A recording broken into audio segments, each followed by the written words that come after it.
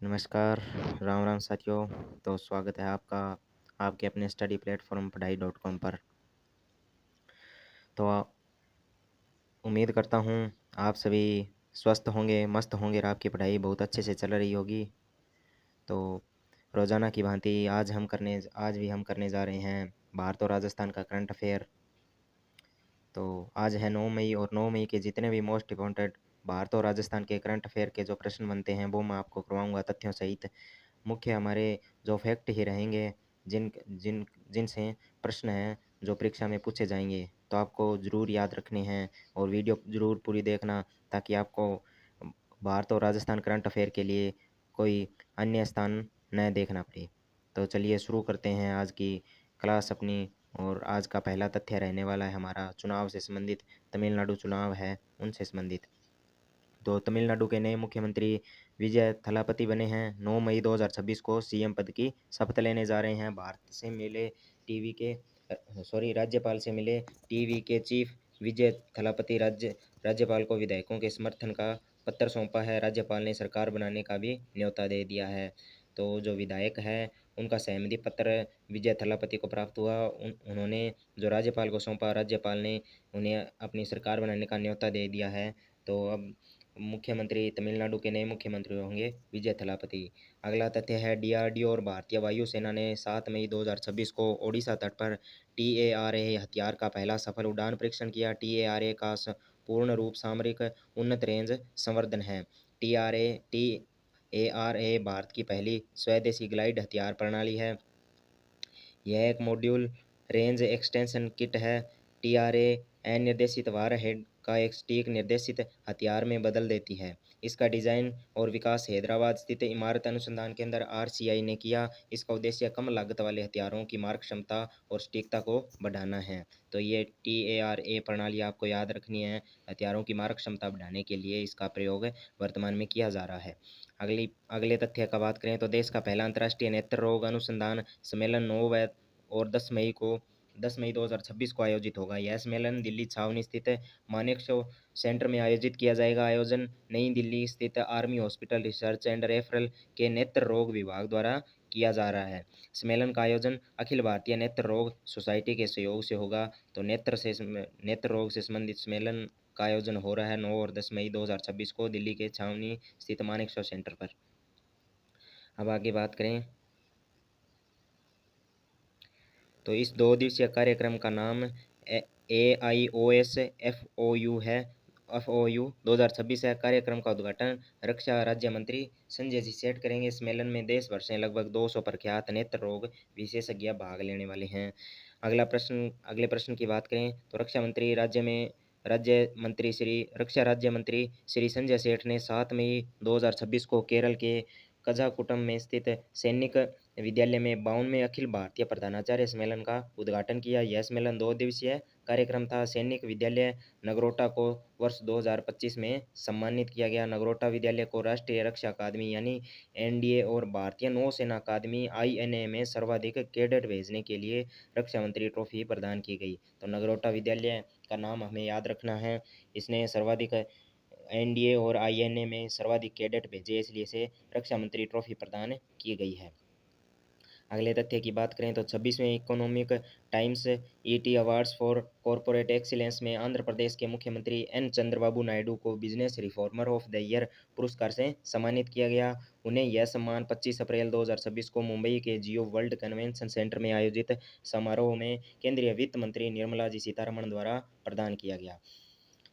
अगला तथ्य की बात करें तो भारतीय मानक ब्यूरो BIAS जो भारत के का राष्ट्रीय मानक निकाय है ने नई दिल्ली में अंतर्राष्ट्रीय मानकीकरण संगठन ISO को ISO TC 20 SC 14 अंतरिक्ष प्रणाली और संचालन समिति की 35वीं प्लेनरी और कार्य समूह की बैठकों का आयोजन किया। उपभोक्ता मामले विभाग की सचिव सुश्री निधि खर्रे ने मानकों को आगे बढ़ाने के लिए वैश्विक सहयोग और महत्व और अंतर्राष्ट्रीय अंतरिक्ष मानक इकोसिस्टम को आकार देने के में भारत की भूमिका पर प्रकाश डाला है। तो भारत मानक ब्यूरो की यह बैठक है। इसके बारे में आपको ये जो तथ्य है संपूर्ण 1-2 बार पढ़ेंगे तो इसका जो सारे आंकड़े हैं वो याद हो जाएंगे और इन सचिव का नाम भी याद रखना। आगे देखिए ये अन्य महत्वपूर्ण प्रश्न भारत करंट अफेयर के।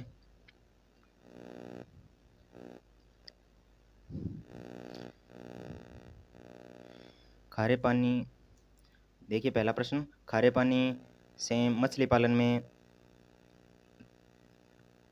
खारे पानी में मदद खारे पानी के मदद से पालन मछली पालन उत्पादन में लगभग कितना योगदान देता है? तो खारे पानी से जो मछली पालन है, खारे पानी में जो मछली पालन होता है वो देश के कुल मछली उत्पादन का 15% भाग है जो योगदान देता है।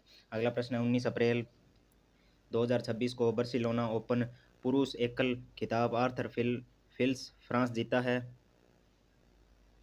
अगला प्रश्न है हाल ही में दिग्गज बैडमिंटन खिलाड़ी विक्टर एक्सलेसन ने खेल से संन्यास लेने की घोषणा की। उनका संबंध डेनमार्क से हैं और अप्रैल 2026 में अमेरिका के फ्लोरिडा में संपन्न हुई यूएस ओपन पिंकबॉल चैंपियनशिप में भारत ने कुल 8 पदक, 4 स्वर्ण, 2 रजत और 2 कांस्य जीते हैं। भारत और ऑस्ट्रेलिया के बीच रक्षा नीति वार्ता का 10वां दौर 8 मई 2026 को नई दिल्ली में आयोजित हुआ, भारत और ऑस्ट्रेलिया के बीच। अब देखिए जो वन लाइनर ऑप्शन आधारित प्रश्न हैं वो साथ में अपना रिवीजन हो जाएगा, साथ में एक दो और नए प्रश्न हैं जो भारत करंट अफेयर के जुड़ जाएंगे। तो देखिए भारत की पहली व्यापक अर्बन टेस्ट बेड एरोसोल वेधशाला का उद्घाटन कहाँ किया गया? तो इसका उद्घाटन किया गया चेन्नई में। तो भारत की पहली व्यापक urban test bed aerosol वेधशाला Chennai में स्थापित की गई। इसका उद्देश्य वायु गुणवत्ता एवं जलवायु परिवर्तन का अध्ययन करना है। अगला प्रश्न है एनसीईआरटी ने स्कूली बच्चों में विकलांगता के शुरुआती चरण की पहचान करने के लिए कौन सी ऐप विकसित की है? तो ये ऐप विकसित की है प्रशस्त 2.0। इस ऐप के उपयोग से जो विशेष बच्चे हैं उनकी आवश्यकताओं और विकलांगताओं का की प्रारंभिक पहचान इससे की जा सकेगी। अगला प्रश्न है संयुक्त कमांडरों के सम्मेलन का दूसरा संस्करण किस शहर में आयोजित हुआ? तो ये आयोजित हुआ जयपुर में। अगला प्रश्न है रियल टाइम गवर्नेंस और केंद्रीय स्थानीय प्रशासन के बीच समन्वय को बेहतर बनाने के लिए सीपीओ पोर्टल किसने लॉन्च किया? तो ये लॉन्च किया नीति आयोग ने। अगला प्रश्न है हाल ही में आईओसी ने किस देश के एथलीटों और टीमों पर लगे प्रतिबंध हटा दिया है? तो बेलारूस के जो खिलाड़ी हैं उन पर कुछ प्रतिबंध लगे हुए थे वो हटा दिए हैं आईओसी द्वारा। अगला प्रश्न है भारत का पहला अंतर्राष्ट्रीय नेत्र विज्ञान अनुसंधान सम्मेलन नई दिल्ली में आयोजित हुआ, जो हम इसको विस्तार से पहले पढ़ चुके हैं। तो अगला प्रश्न है 9 मई 2026 को महाराणा प्रताप की कौन सी जयंती मनाई गई? तो 486वीं जयंती 9 मई 2026 को महाराणा प्रताप की मनाई गई। अगला प्रश्न है विश्व प्रवासन रिपोर्ट 2026 के अनुसार दुनिया का सबसे अधिक प्रेषण प्राप्त करने वाला देश? तो वो है भारत। विश्व प्रवासन रिपोर्ट 2026 के अनुसार भारत दुनिया का सबसे अधिक प्रेषण प्राप्त करने वाला देश बना रहा। अगला प्रश्न है टेड टर्नर किस न्यूज़ चैनल के संस्थापक थे? तो वो थे CNW के। टेड टर्नर है जो विश्व प्रसिद्ध समाचार CNW के संस्थापक थे। CNN के संस्थापक थे कौन? Ted Turner. अगला प्रश्न है भारत की पहली प्रमुख वाणिज्यिक mini micro LED display factory कहाँ स्थापित की गई? तो धोलेरा में इस फैक्ट्री की स्थापना की गई।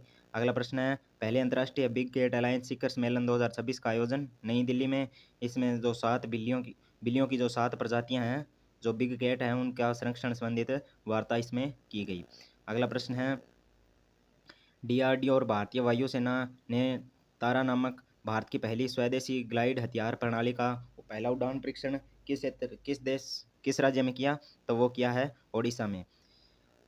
अगला प्रश्न है अंतर्राष्ट्रीय अग्निशमन दिवस तो वो मनाया जाता है 4 मई को। अब करते हैं हम राजस्थान करंट अफेयर। तो राजस्थान करंट अफेयर का पहला तथ्य है सांख्यिकी कार्यालय ने 10 लाख से अधिक आबादी वाले शहरों के लिए सांख्यिकी रिपोर्ट तैयार करने की परियोजना शुरू की है। राजस्थान में 3 शहर शामिल किए गए हैं, जयपुर, जोधपुर और कोटा। वर्ष 2027 की जनगणना के बाद अन्य बड़े शहरों को भी शामिल किए जाने की संभावना। परियोजना के तहत शहरों को 2 प्रकार की सांख्यिकी रिपोर्ट तैयार होगी। अब तक के अधिकांश आंकड़े केंद्र और राज्य स्तर पर आधारित थे, अब शहरी स्तरीय डेटा भी सीमित था। इससे पहले शहरी विकास, आर्थिक गतिविधियों और योजनाओं को बेहतर विश्लेषण संभव होगा।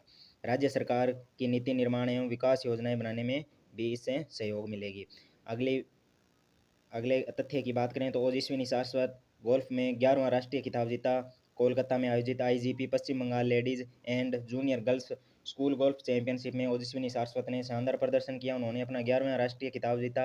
यह खिताब उन्होंने एमेच्योर बी श्रेणी में हासिल किया। एमेच्योर बी श्रेणी यह उनका पहला राष्ट्रीय खिताब है। तो अगले प्रश्न की बात करें तो जैसलमेर में 3666 हेक्टेयर भूमि ओरण पवित्र उपवन के रूप में आरक्षित। यह भूमि जैसलमेर के रामगढ़, फतेहगढ़, नाचना और मोहनगढ़ क्षेत्र में आरक्षित की गई है। ओरण को पारंपरिक रूप से संरक्षित और पवित्र वन क्षेत्र कहते हैं, जिनका धार्मिक और पर्यावरणीय महत्व है। नोट: राजस्थान का सबसे बड़ा ओरण है जो भादरिया ओरण जैसलमेर का माना जाता है। लगभग 1,29,000 बीघा यानी 1.29 लाख बीघा में भगवान की भूमि में फैला हुआ है। ये सबसे बड़ा ओरण है, याद रखना पक्का, किसी न किसी एग्जाम में पूछा जाएगा। अगला बात करें तो बड़ला सोलर पार्क फलोदी, क्षमता है 2245 मेगावाट। तो वर्तमान का सबसे बड़ा सोलर प्लांट है। यह सोलर पार्क 4 चरणों यानी 4 फेज में विकसित किया गया है। इनके फेज की बात करें तो प्रथम फेज का विकास Rajasthan solar park development company यानी RSPDCL द्वारा स्वयं के स्तर पर किया गया। द्वितीय, तृतीय और चतुर्थ चरण फेज का विकास,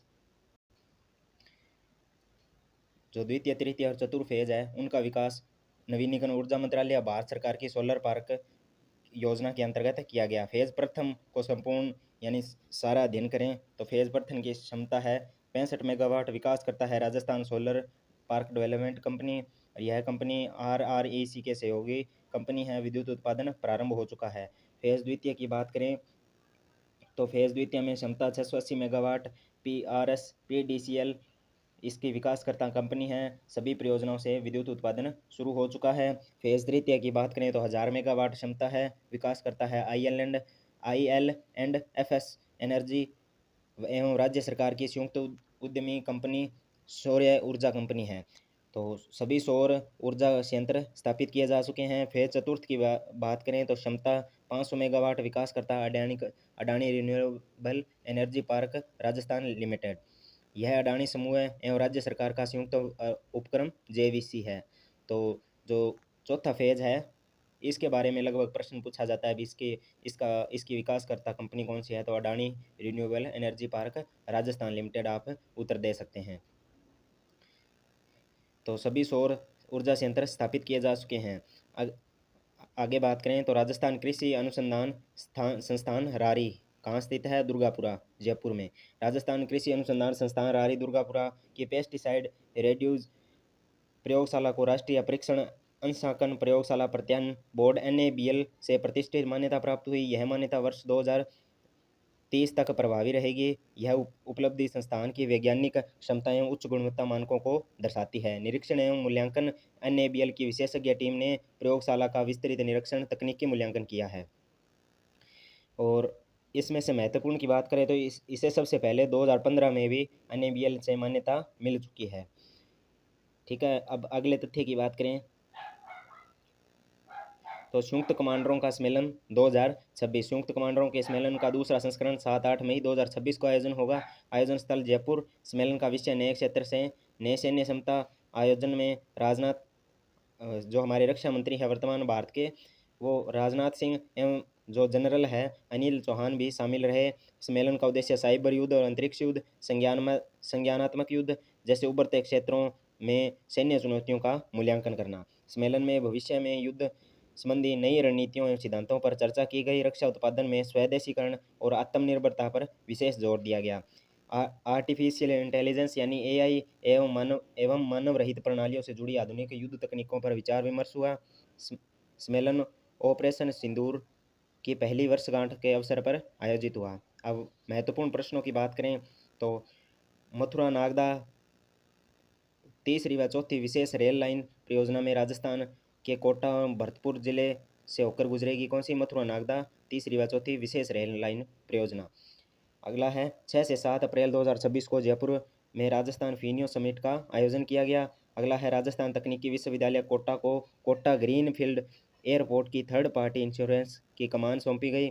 DP शर्मा को यूनेस्को द्वारा अपनी महत्वपूर्ण विज्ञान एवं नवाचार रिपोर्ट के लिए मुख्य लेखक नियुक्त किया गया। आगे बात करें तो 1 से 15 अप्रैल 2026 को धरती माता बचाओ अभियान चलाया गया। अब करते हैं सूजस अपडेट, जो डेली सूजस अपडेट सूचना विभाग द्वारा जारी होती है, उसके द्वारा जो सूजस ये प्रश्नोत्तरी बनाई जाती है, उसके बारे में चर्चा करेंगे। तो राजस्थान के ऑनलाइन बुकिंग मैनेजमेंट सिस्टम यानी OBMS को किस विभाग द्वारा विकसित किया गया? तो सूचना प्रौद्योगिकी एवं संचार विभाग। अगला है, केंद्र सरकार ने सभी के लिए आवास लक्ष्य को पूरा करने के लिए नई समय सीमा क्या निर्धारित की है? तो 2029। आगे बात करें तो स्वयं सिद्ध आश्रम योजना के तहत प्रवेश के लिए वरिष्ठ नागरिक श्रेणी में महिलाओं की न्यूनतम आयु है 55 वर्ष। अगला प्रश्न है, उदयपुर शहर की झीलों में पानी की आवक सुनिश्चित करने एवं सुचारू पेयजल आपूर्ति के लिए किस परियोजना के तीसरे और चौथे चरण के कार्यों को शीघ्र पूरा करने के निर्देश दिए हैं? तो देवास परियोजना के कार्य शीघ्र पूरा करने के निर्देश सरकार द्वारा दिए गए हैं। अगला है, पंचगौरव योजना में एक जिला एक खेल के तहत झालावाड़ जिले का खेल है बास्केटबॉल। आपको बताना है, डीग जिले का एक जिला एक खेल के तहत कौन सा खेल जो डीग जिले का घोषित किया गया है। आगे हम न्यूज़ एनालिसिस की बात करें तो वर्तमान की ये मुख्य न्यूज़ है, देवास परियोजना की तीसरी और चौथी स्टेज पूर्ण होने के पश्चात उदयपुर शहर की झीलों में पानी की कमी नहीं होगी। संबंधित विभाग बारिश से पूर्व विकास कार्य पूर्ण करें ताकि आमजन को परेशानी का सामना न करना पड़े। तो मुख्यमंत्री श्री भजनलाल जी शर्मा द्वारा यह कहा गया है। उदयपुर के जिला परिषद सभागार में आयोजित जिला स्तरीय अधिकारियों की बैठक में 6 मई 2026 को देवास परियोजना के बारे में मुख्यमंत्री जी ने संबोधित किया। तो धन्यवाद, यह था हमारा आज का सेशन। तो कैसी लगी क्लास ज़रूर बताना, और वीडियो को लाइक शेयर और कमेंट करना न भूलें। और अगर डेली अपडेट चाहिए तो हमारे चैनल को सब्सक्राइब करें ताकि आपको रोज़ाना जो भारत और राजस्थान करंट अफेयर के लिए कहीं भटकना न पड़े। तो जय हिंद, जय भारत, जय राजस्थान।